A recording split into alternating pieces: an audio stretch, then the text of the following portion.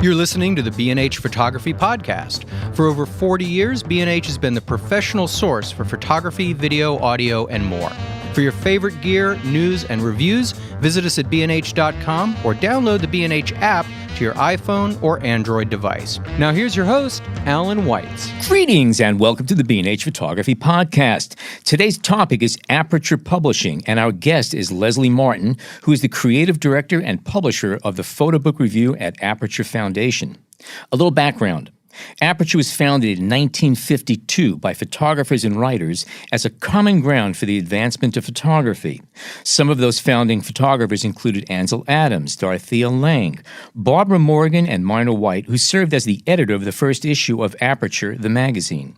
In the mid-1960s, Aperture began publishing monographs by White, Edward Weston, and Paul Strand, and in the early 70s published Diane Arbus's An Aperture Monograph in collaboration with the Museum of Modern Art.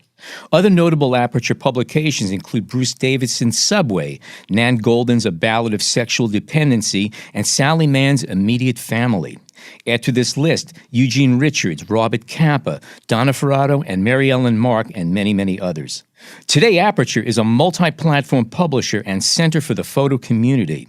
Aperture currently publishes Aperture Magazine on a quarterly basis, along with 12 to 15 new photo-related books per year.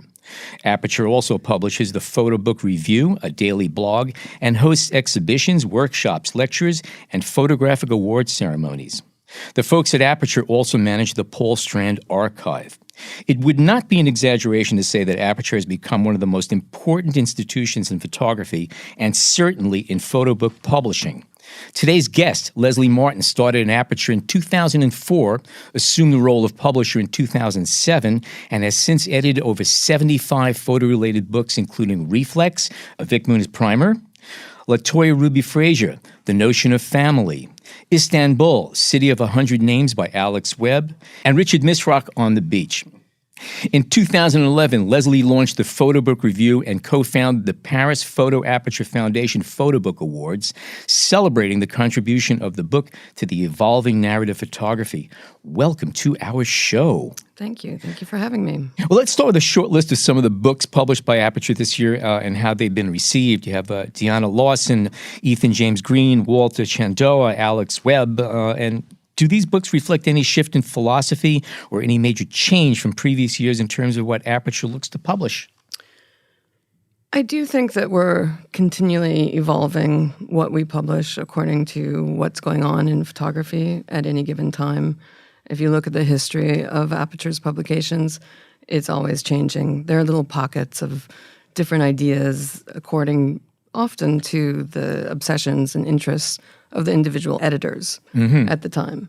But I think collectively we really have committed to re-examining the history of photography, looking at the way it's changed both as a practice and also the stories and the storylines that are embedded in that history, trying to update them, trying to recover ground that we missed out on in the first place. There are certainly more photographers around, or more photography around these days. I think the number of photographers has always been the same. It's just that many of these photographers didn't know how to use a camera. And now we have simple every camera's a point and shoot. We have phones. And people who normally would not have considered themselves photographers now are taking pictures. And even though there's a lot of, let's say, bad photography out there, there's also a lot of very good photography that might not have been discovered otherwise. Is that crowding things or making it harder to get through the noise? Well, I think it's important to distinguish the audience for photography, which I think is growing as a result of the fact that people feel a very direct relationship to taking pictures now. Mm-hmm. But I think that the level of really high quality, important photography with something to say hasn't changed that much. I do think our access to what's happening around the world has changed, so we're able to discover things that we wouldn't have previously, maybe.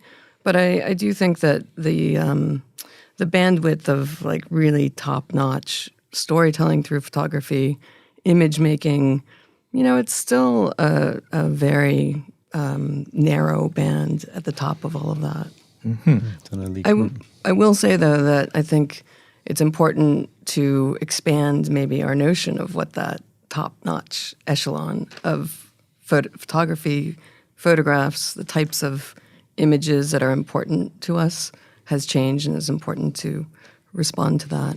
Looking to what Aperture may want to publish currently and in the future, are these decisions made on a case-by-case basis normally, or do you guys sit together at the beginning of the year or every cycle to say, all right, we need to look toward this type of photography or this, I don't know, theme? There's no, let's say, master strategy in place, really, although there's an ongoing dialogue. We meet almost once a week at an acquisitions meeting to talk about what people have been looking at, what might be worth following. The magazine also works as a really important incubator for the book program. There's a real dialogue between the magazine editors and the book editors about what might be worth paying attention to. But it is case by case. People bring a project to the table. An editor has to advocate for a project, has to build consensus and gain the trust and the belief of everybody else around the table. So it is ongoing, though. How much agreement do you have usually? Does it tend to? I'm sure there's dissension stuff, but do most people have the same point of view, or is there a lot of poking going on? I think what's great about our editorial staff is everybody has a sort of deep interest and knowledge base and experience in different areas of photography, and we all bring that to the table. I do think we have, I don't know if it's developed as a team or a collective, certain touchstones that we can consider, like this passes the test, or this is important, this isn't important. But, there's outliers that come to the table. You mentioned Walter Shendoa, which was actually originally published a couple years ago and then reissued. That was definitely a long discussion about should Aperture publish a book about cat photography. Right. It has to sell. Come on, we know that. It's interesting. You would think it would. It is, but it's interesting that Taschen has now come out with a big book of Shendoa photographs of cats, and perhaps that wouldn't have happened if we had not taken that first step. And does that benefit you guys at all, in the sense that or maybe they're getting an audience that may come back to you for this book, but is there any relationship necessarily?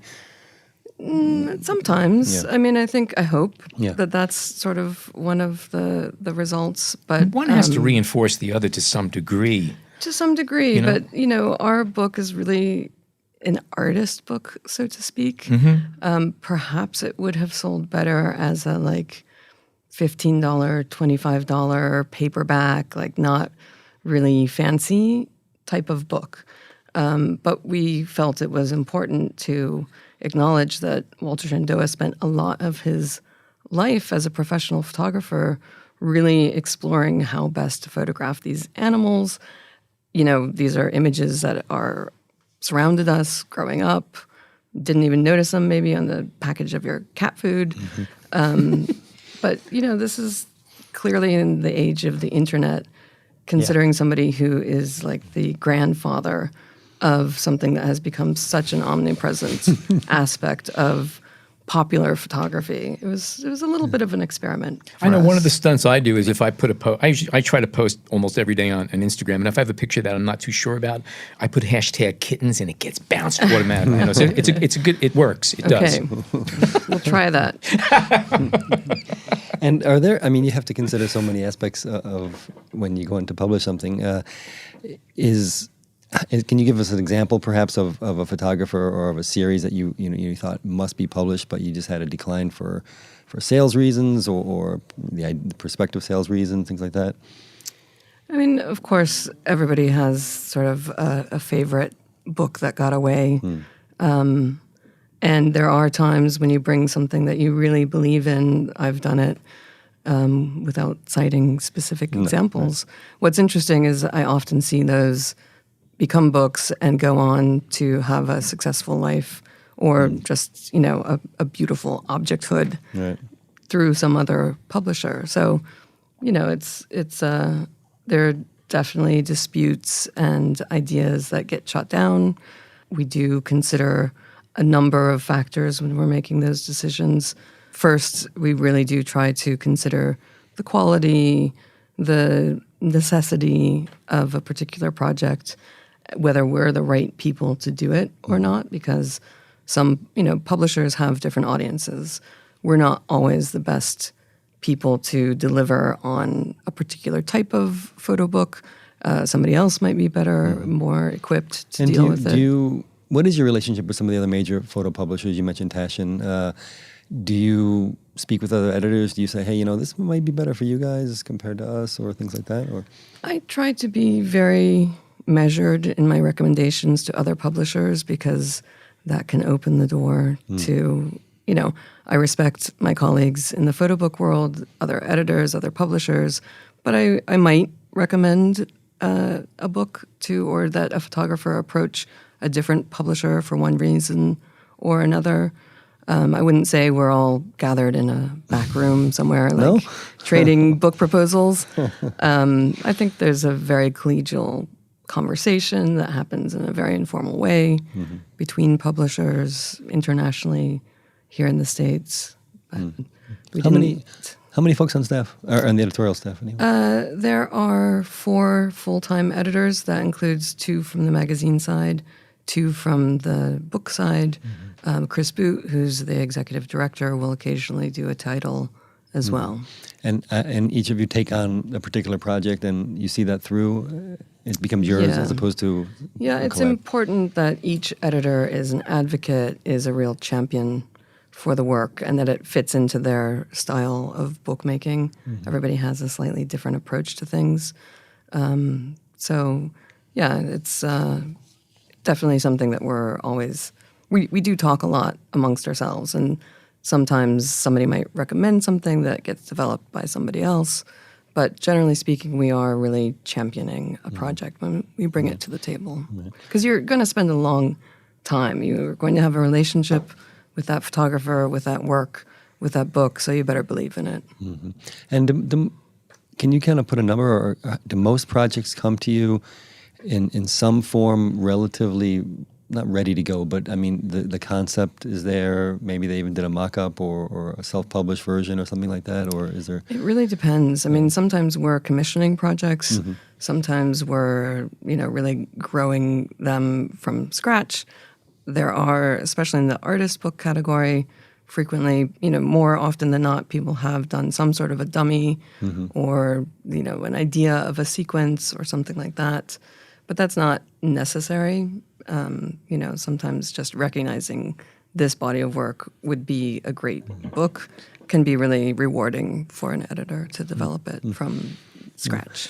And you had mentioned a bit before somewhat of the relationship between the magazine and the book publishing. Can you elaborate a bit? I mean, is there ever a bit of competition to say, hey, we want that for us, and don't put it in the magazine, or anything along those lines? I mean, I think it benefits, and you'll often, if you really do look over the history, you'll often see work that shows up first in the magazine. It's a great way to recognize and pay attention to a project and sort of begin the dialogue with that artist, curator, author, and then see how it goes. And maybe that work isn't ready, it isn't at the stage yet to really be able to carry a full book, but we're kind of putting a bookmark in it to come back to. Something I'm curious about, and that is with photo books. Sometimes you have photo books that are all photography with very little text, and sometimes it's accompanied by more text or an equal amount of text versus photographs. Does that make a difference, do you find, as far as pitching a book or the success of a book? Well, if you're talking about a photo book with text, there can be great projects that are essentially portfolios. You flip through, you are reading the images. That's really where the bulk of the storytelling takes place.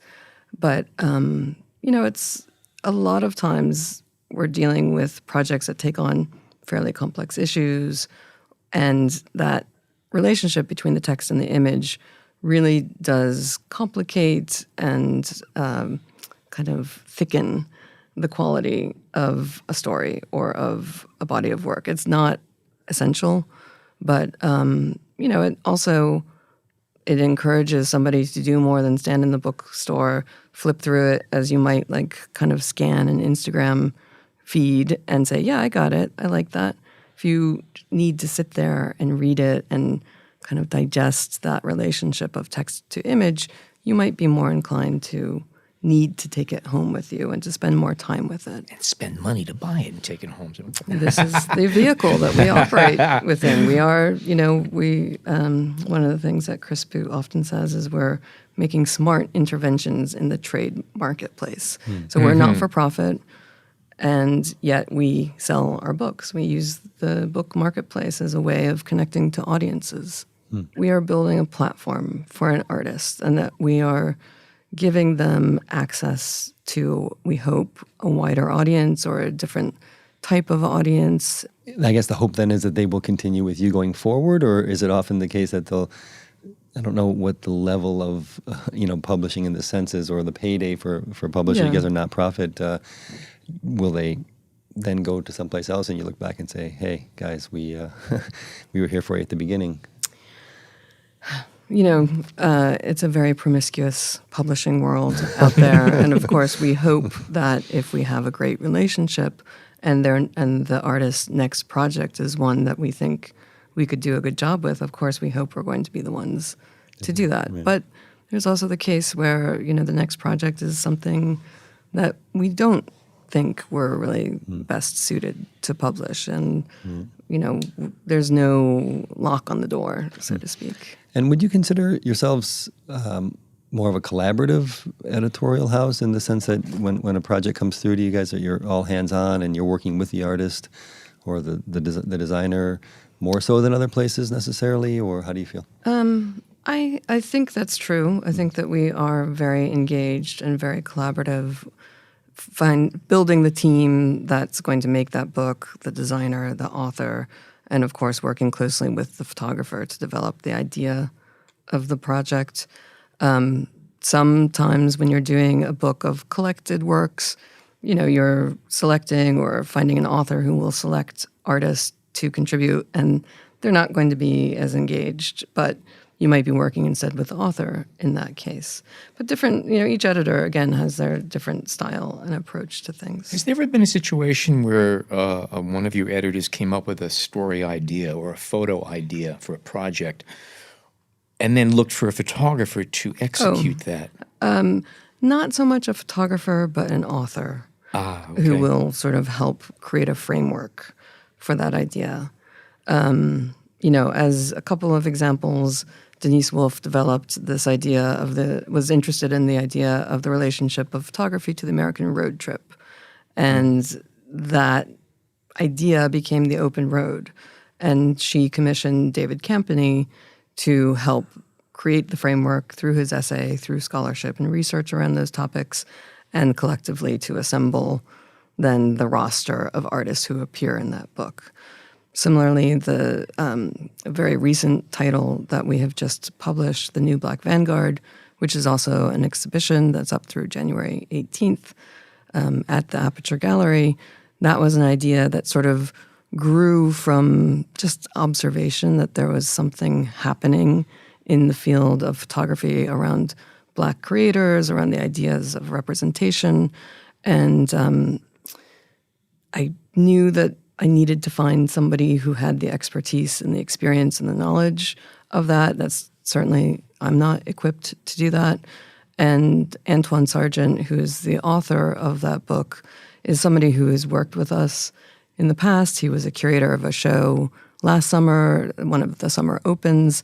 Two of the photographers who ended up in the book had been in that summer open, Tyler Mitchell and Jamal Nexlana. And that was sort of a little bit of a spark to this idea. And Antoine was clearly the person to deal with this. He had written for the magazine, again, sort of the magazine as an incubator, not just for the photographers, but for the authors. And so it was just sort of a natural outgrowth of stuff that had been happening. And how long I'm sorry.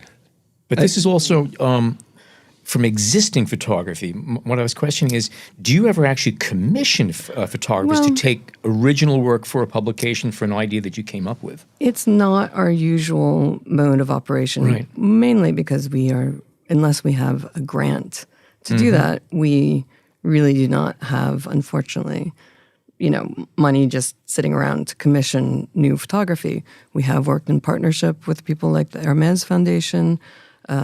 We just completed last year, the year prior, a 3-photographer series where a French photographer came to the U.S. one year. The next year, an American-based, U.S.-based photographer went to France.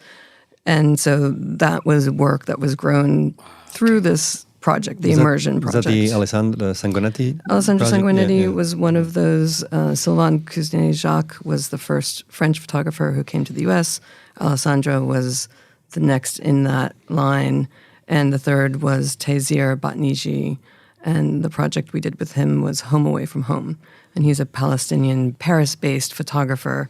And he came and did a project about his American cousins, which was really great. A quick question about the Black Vanguard book. From concept to completion, how long was that process? That was really fast. We're Sounds talking like it, about yeah. like a year ago, like really just now, a year ago. So a year's a quick time, quick It turnaround is a for quick project. time, but it seemed like it needed to happen in that time frame.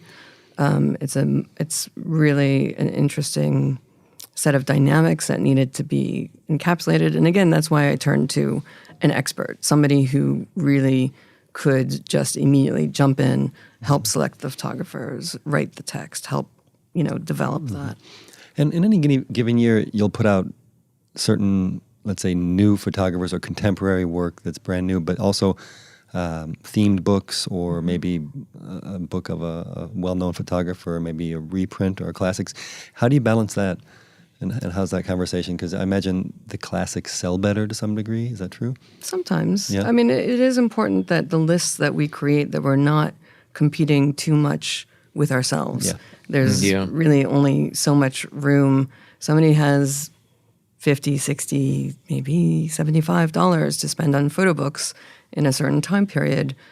If they have to choose between 2 Aperture books, well, I guess you win in that case either way. But no, I mean, it's, you want to give the best possible foot forward for any particular project. And if you're making them compete against somebody in that same niche, but we are trying to represent both in, the type of photography, the type of storytelling, the type of price point, formatting, position of a book in the marketplace. Yeah.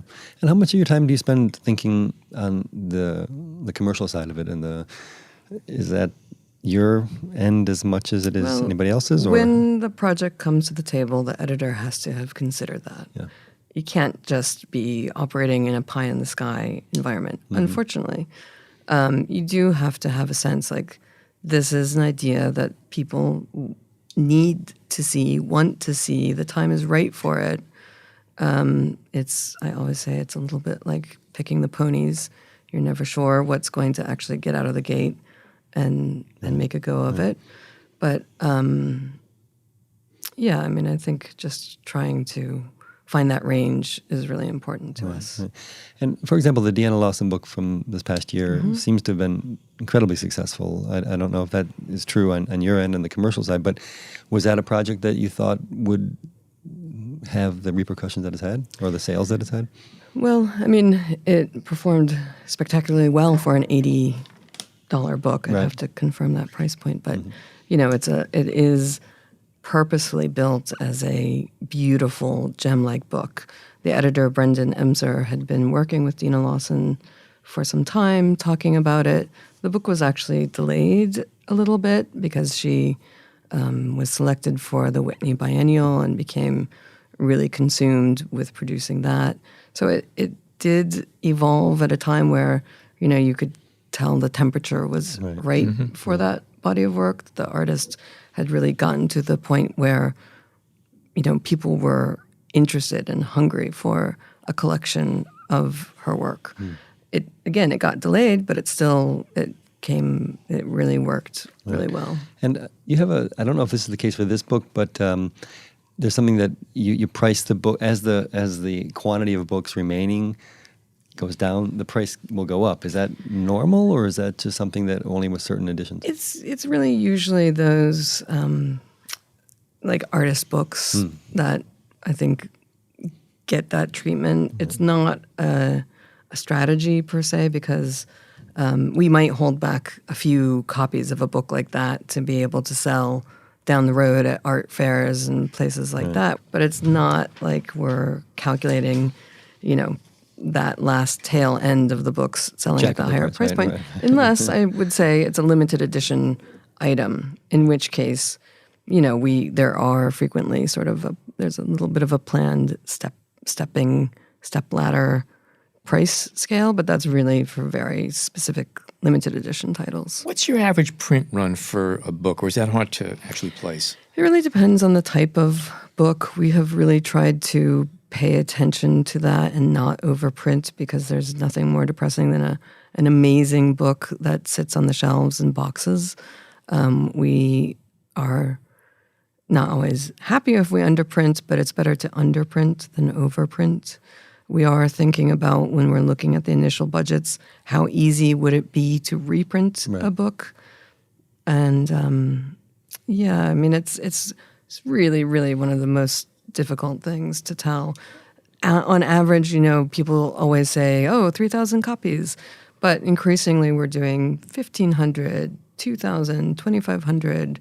And then there's other titles like The New Black Vanguard, which we printed 6,000 of. It's a $50 book. We hoped that it would have a popular reception. That has so far proven to be the case. I'm going to touch wood over here. It's really hard. What percentage of your books go into a second or third or even more printings than that? It's a small percentage, but we do nurture our backlist. We have perennials. The very first book that Aperture published in 1965, Edward Weston's Flame of Recognition, is still in print. The titles, some of the titles you mentioned, Dion Arbus's The Monograph, and Sally Mann's Immediate Family, Nan Goldin's Ballad of Sexual Dependencies, those have printed, in the tens of thousands. And those are iconic books. Those established you, essentially. But it's interesting, because a book like Stephen Shore's Uncommon Places, it kind of had run its course when it was published originally in 1982, sort of sat dormant for a number of years, and in 2004 was reissued in an expanded edition. That's a perennial. People still need and love that book. It's one of the classics. And yet Stephen kept coming in with more and more amazing rediscoveries from that body of work. And for a while we were adding, 2 or 3, a few, maybe 20 for an expanded edition, even though that 2004 edition is called The Complete Works. To date. Should have had the in parentheses, to date. The final tour, right?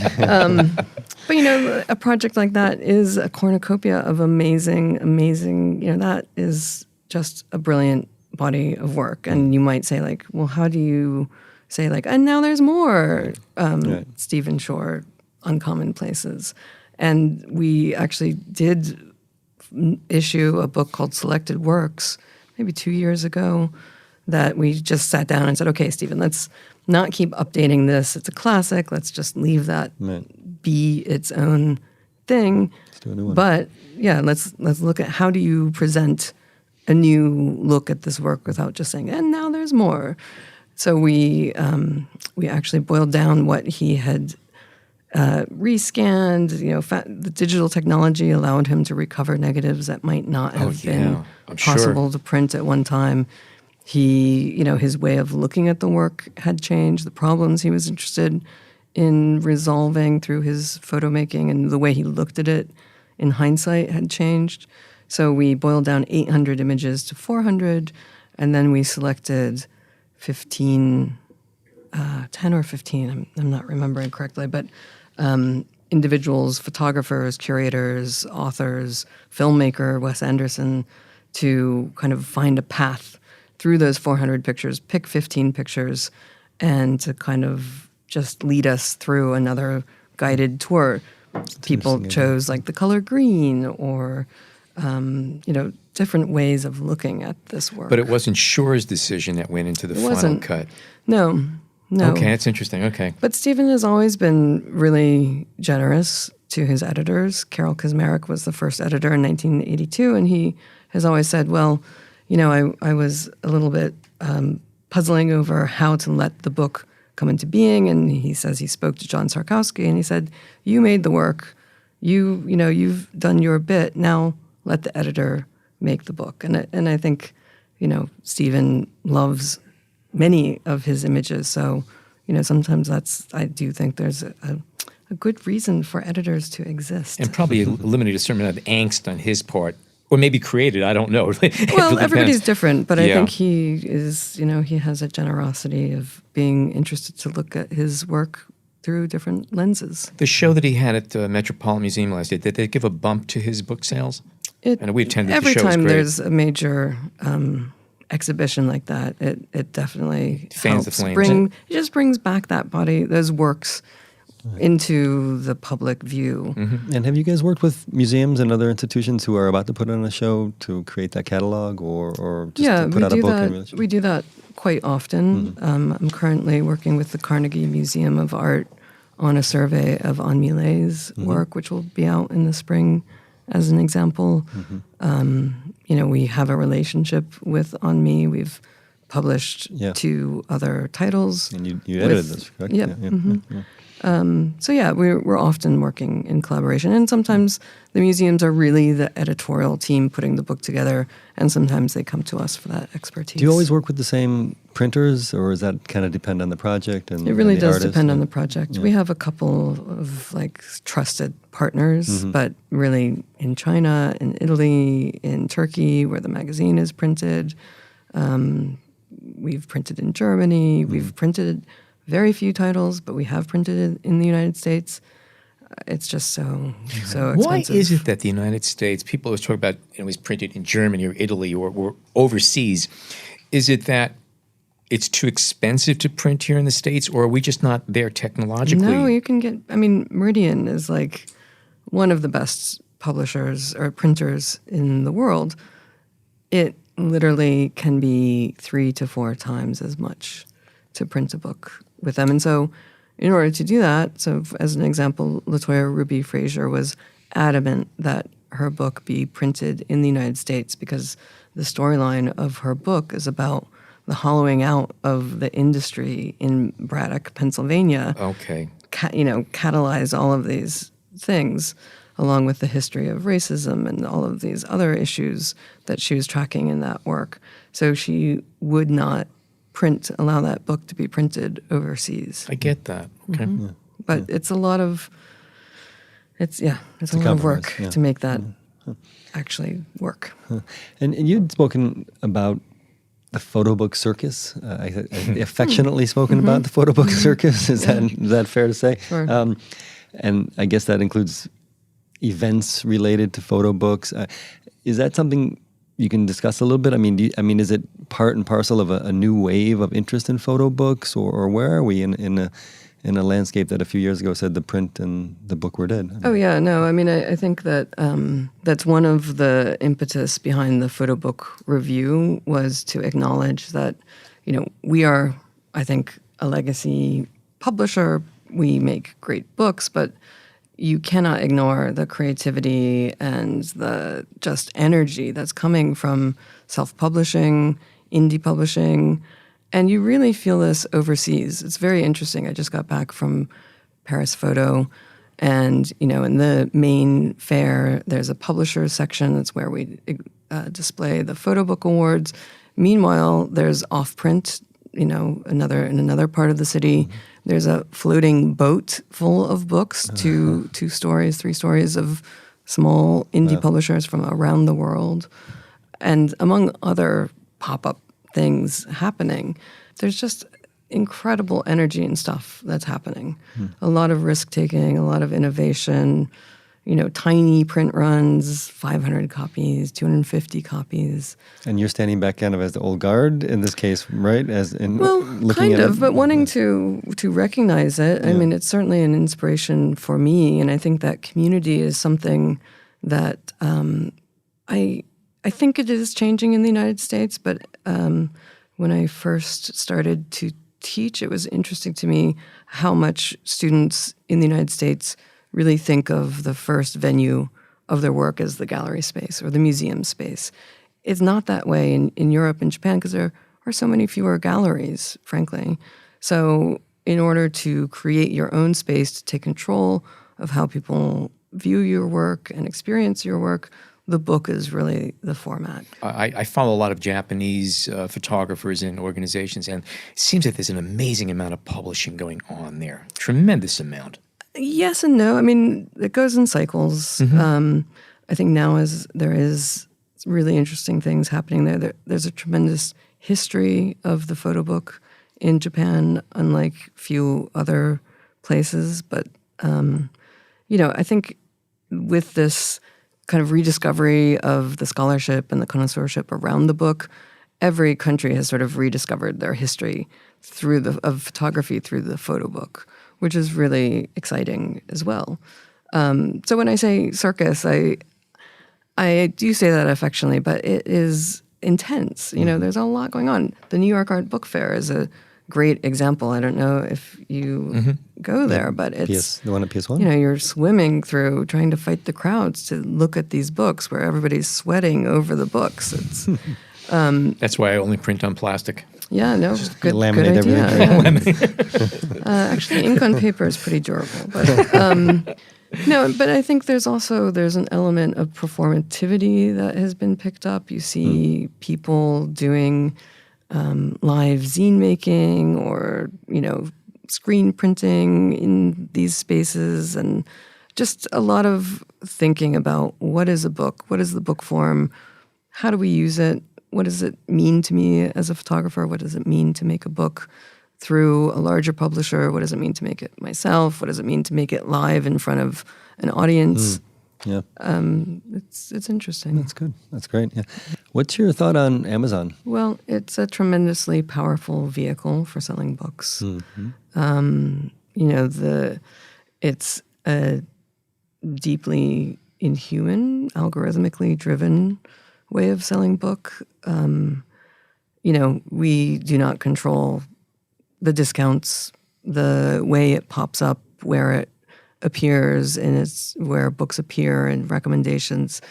It's very different from, let's say, going down to Dashwood and asking Miwa or David Strettle, like, can you please recommend a book? I'm looking for this, I'm looking for that.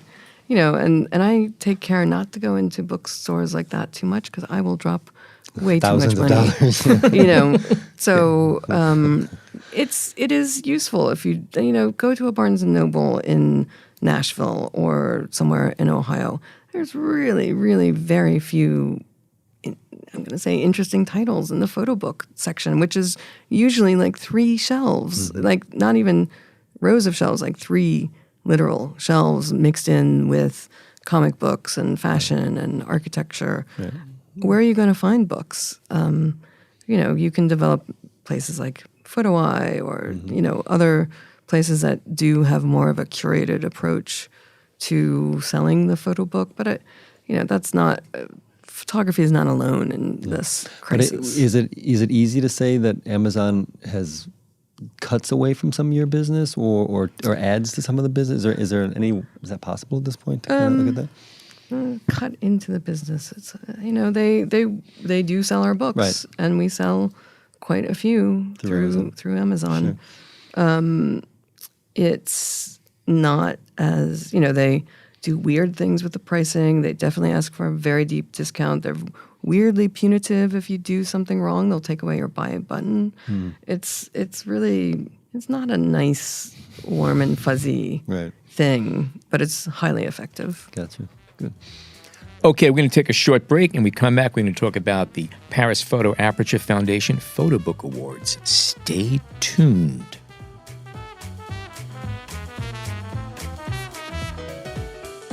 We hope you're enjoying this edition of the B&H Photography Podcast. The best way to support the show is by subscribing on Apple Podcasts, Google Podcasts, Spotify, or wherever you get your podcasts. For links to gear and more information on today's guests, check out the show notes in your podcast app or visit our homepage on the B&H Explorer website and join the B&H Photography Podcast Facebook group. And now, back to the show. Okay, we are back. Let's talk about the Paris Photo Aperture Foundation PhotoBook Awards. The winners for 2019 were just announced. Yeah, so it's a prize where there are 3 categories. And so there's the catalog of the year, the photography catalog of the year, which we have found over the course of the 8 years of this prize is its own little niche, because you're talking about really a book as a vehicle for a curatorial statement or histories. And that, to kind of put it neck and neck with artist books in the photo book of the year category, just seemed to be skewing things a bit. So we've made this separate category. And the winner of that was Hannah Dal-Rabi, Engelab Street, A Revolution in Books, Iran, 1979, 1983. That was an exhibition about this very specific time period in Iranian history where people were creating protest books, propaganda books, often passed under a coat from person to person, some official propaganda books, but really done by Hannah Dal-Rabi, who's an artist. And so it's an interesting combination of scholarship and then some selections of images and artist intervention. So that was the winner of that category. Did she write the text also? She didn't write the text. She's sort of the catalyst for that project. And where was the exhibit? It was in Le Bal in Paris. And so the exhibit has to be from the same year, theoretically, or the book needs... I mean, is there any hard rules on that? The book needs to be published in the time period of the competition. Gotcha. The book, maybe the exhibition was years ago, but if they didn't do a book until then, that's when it gets selected. Then there's the other 2 categories. There's the photo book of the year, which is sort of like the masterclass, and amazing, accomplished photo book makers putting out their latest. They have to have published, or not always. In fact, this year there was one photo book that was the first photo book that had been entered into photo book of the year and was in the shortlist. That was Mari Katayama's The Gift. But the winner this year of that category is Sohrab Houra's The Coast, which is a self-published book. I'm just going to ask you if self-published was acceptable. Okay, oh, yeah, go ahead. For sure. And really just an amazing sequence and use of repetition in the way that the photographs carry you through the book.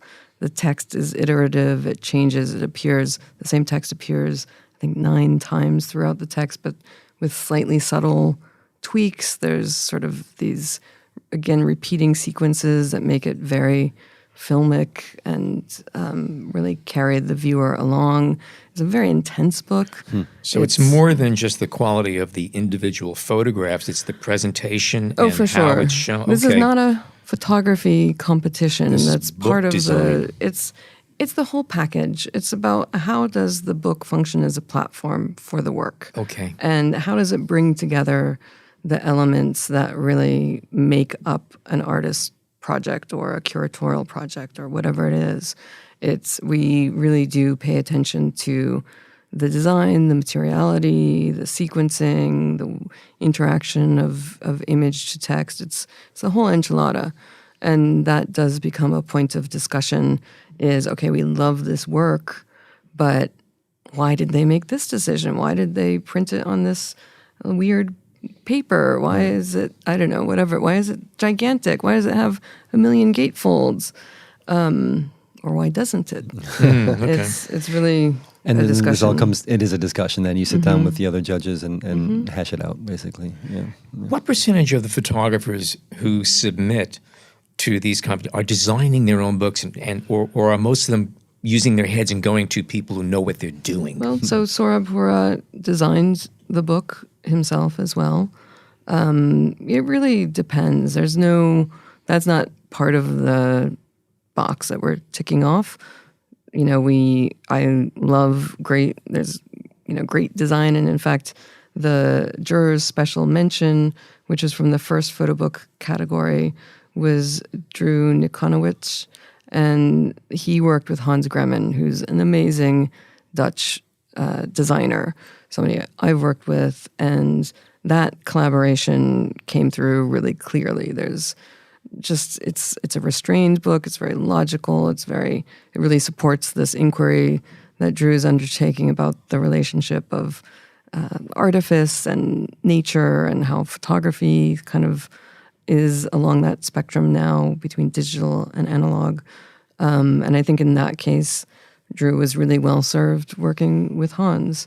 But again, the winner of, the first photo book category, which is really somebody that I did not know of previously, but a Chinese photographer, Gao Shan, and it's a book called The Eighth Day. This is really a kind of classic, very understated book.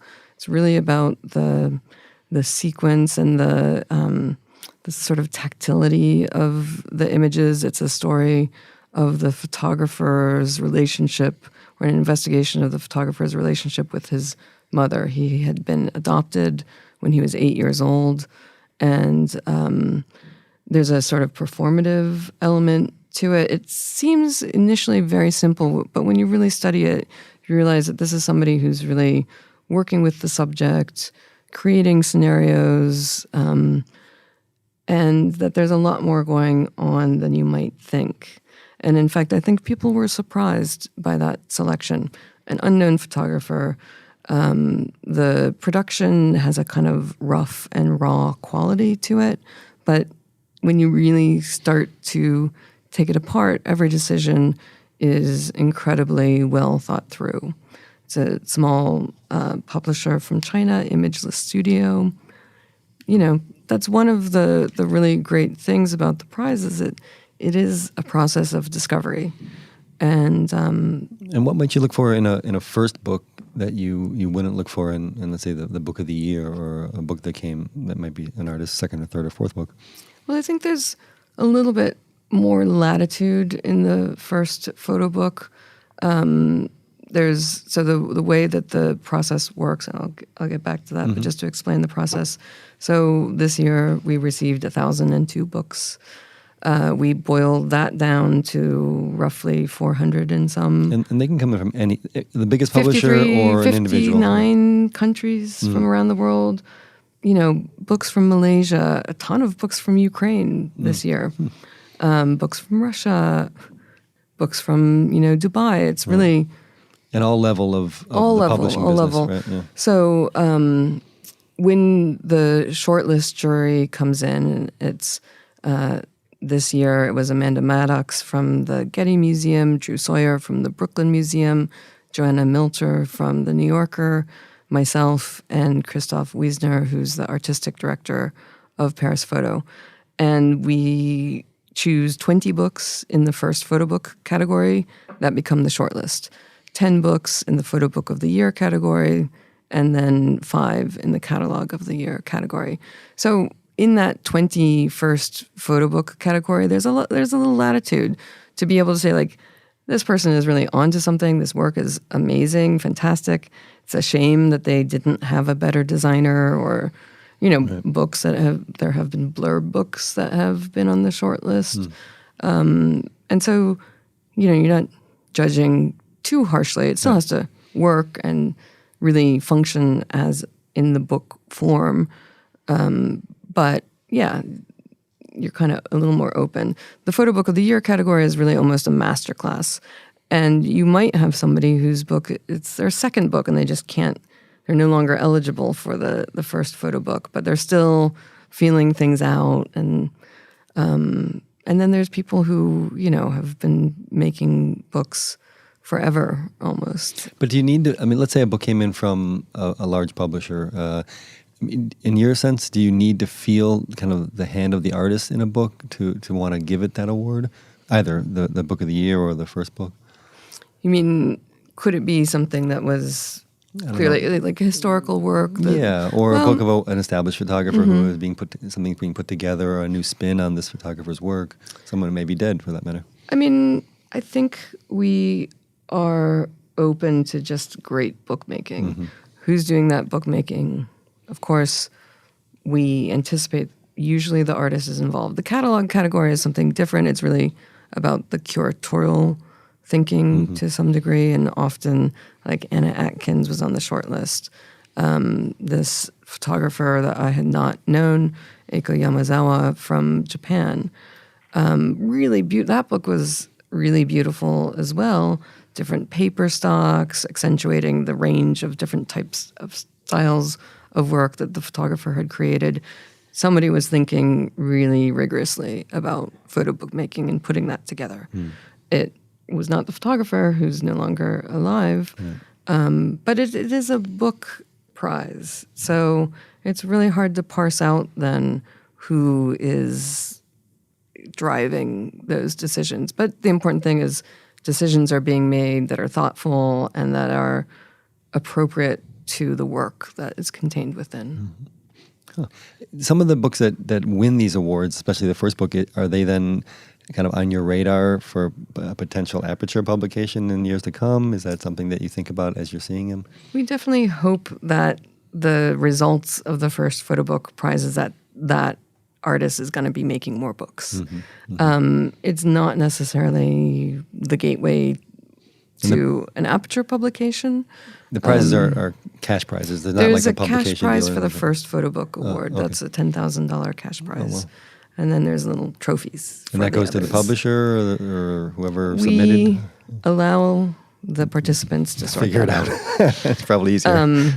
You give them the check and you leave them in a room with no sharp objects We and just do let not them. track what happens after that. But but it is about encouraging production and creative thinking and strong work in the field. If you are a photographer who wants your work seen by Aperture, would that be one of the better avenues anyway, as opposed to sending you a dummy or a pitch to say, hey, publish my book?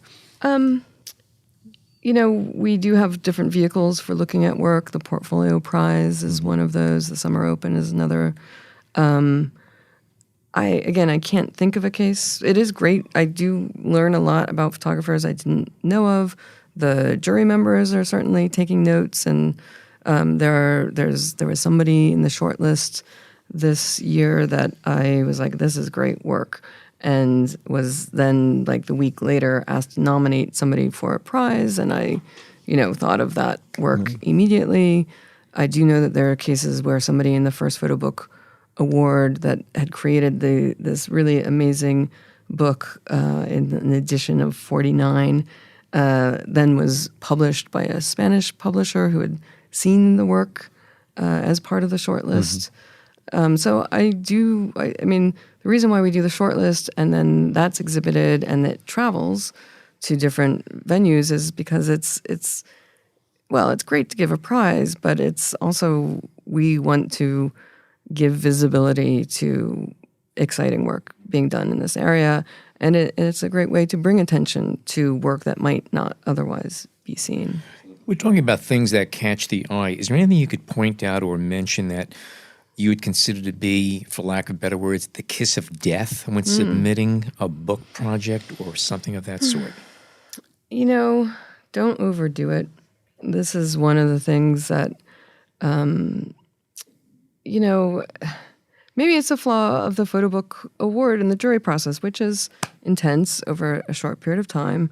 But and there is definitely a place for a book that is a puzzle and you have to really spend time with to get.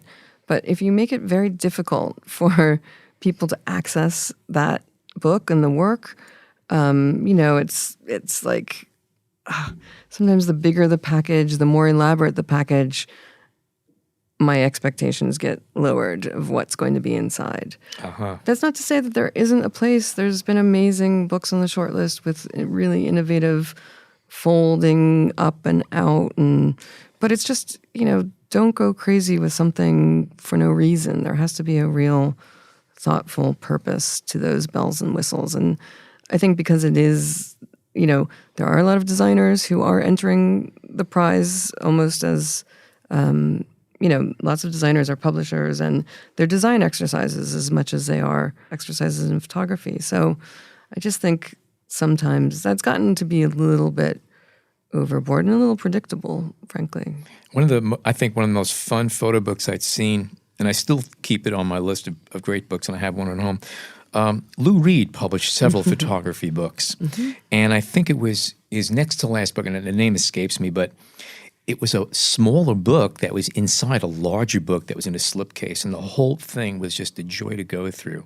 You could debate his photography, but as a design exercise, it was just so inviting to just dig into. I just love that. I mean, I think the key word is inviting. How do you invite somebody to engage with a body of work, not prevent them from access too much sometimes? And are there any small publishers, I mean, other than yourselves, I guess I wouldn't call you guys small, but are there anything out there that's really interesting you the past year or so? Anyone that we can direct our listeners to, maybe from another country or I do look abroad a lot. I think Chose Commune is doing really interesting things. RVB in France, FW in the Netherlands, which is Hans Gremmen's imprint. I don't know. There's a lot, so I'd have to get my notes out. But off the top of my head. Yeah. Given the ups and downs of photo books and publishing over the past 15 years, let's say, anything that strikes you as really interesting going on right now? To add on to that one, is there any subjects that are just being beaten to death that if you're going to tackle them, you better do it really good because it's just been done to death? And I imagine it's I do have a list of those things. But there are always the outliers. There are always the exceptions to that rule. Sure. Like parades. Parades are really hard to photograph with any sense of innovation or excitement. But one of the shortlisted books by Giorgio, I may be mispronouncing that, was really an amazing book. And it's almost a typological approach to the spectators of the crowd. It's a little bit like Paul Fusco's Funeral Train. It's a little bit like a Becker, Water Towers series. You combine those two, that's what you get here. Very beautifully printed, self-published, if I understand. So there's always, never say never. Yeah. We were talking earlier about street photography. Is that a subject that maybe has run its course for a bit? I mean, obviously it has never run its course and it never will, but in terms of what you guys are publishing, is there anything out there that is striking fancy? We've just published a new book by Alex Webb and Becky Norris Webb. Amazing photographers both, who keep that genre alive and kicking, to be sure. There is a book coming up with Missy O'Shaughnessy that is a photographer who Joel Meyerowitz had advocated to us about street photography. Again, never say never. No. Okay, so moving forward, when can we look forward to seeing the newest winners of the book prizes? Yeah, and any exhibitions that are coming up? Sure. So the shortlist as a whole will be exhibited opening very soon, November 22nd, and that opens the same evening. It's a Friday night. It's sort of a nice celebration, the same night and time as the Portfolio Prize winner. At the Aperture Gallery. At the Aperture Gallery is launched. Those are our two key prizes that we offer. The call for entry for the Portfolio Prize then opens up again on the 5th of December. But those two exhibitions will be up through January 18th, as will the new Black Vanguard, which is now on view at the Aperture Gallery. And the address is? That is 547 West 27th Street. We're on the 4th floor. We are open Wednesdays through Saturday, which I know throws some people off. Sometimes we expand it. Check the website, aperture.org, before you come. And check it for purchasing books. That's obviously. right. Yes, please. I mean, Yes. it's an incredible website, obviously, with a lot going on, and And obviously you can purchase your books through there as opposed Great to... holiday gifts. Exactly. Yes, they are. Exactly. All right. That's right. PhotoBook's one of the few things I still collect these days. I have to add that to it. Oh, fantastic. You know, it's one of the things I've noticed. I've stopped buying a lot of other stuff. PhotoBooks, if I hit a good one, I buy it. I love it. It's really hard to stop And I have accumulating them. While we're here, thank Alan for gifting me a first edition of The Americans. Oh, Yeah, amazing. which is a prize. Yeah, I collection. like John. He's okay. Classic. Yeah. Wow, that's Yeah. a good one. Yeah. I had it in my possession for 20 years, and I said, it's time to share it. And Oh, my I knew God. that he'd love it, so there you go. Nice guy. And you know what? He bought me a cup of coffee that morning. I did. A large. Yeah, large. Just reward. Oh, that's great. Okay, anyway, Lesley, thank you so Yeah, much thank for you. joining us today. Thank you. It's a great topic, and I'm sure we're going to have a lot of listeners checking out some new books and maybe even discovering some photographers that they didn't even know existed yet, which is always fun. And there's always something new to learn out there. In the meantime, that is a wrap of another fine show, if I may say so myself. And if you are not a regular subscriber to our show, no problem. All you have to do is head on over to Apple Podcasts, Google Podcasts, Stitcher, Overcast, or Spotify and sign up. It is absolutely free. And you can always find us on the B&H Explorer website, as well as the B&H Photography Podcast Facebook group. And for now, on behalf of all of us at the B&H Photography Podcast, thank you so much for tuning in today.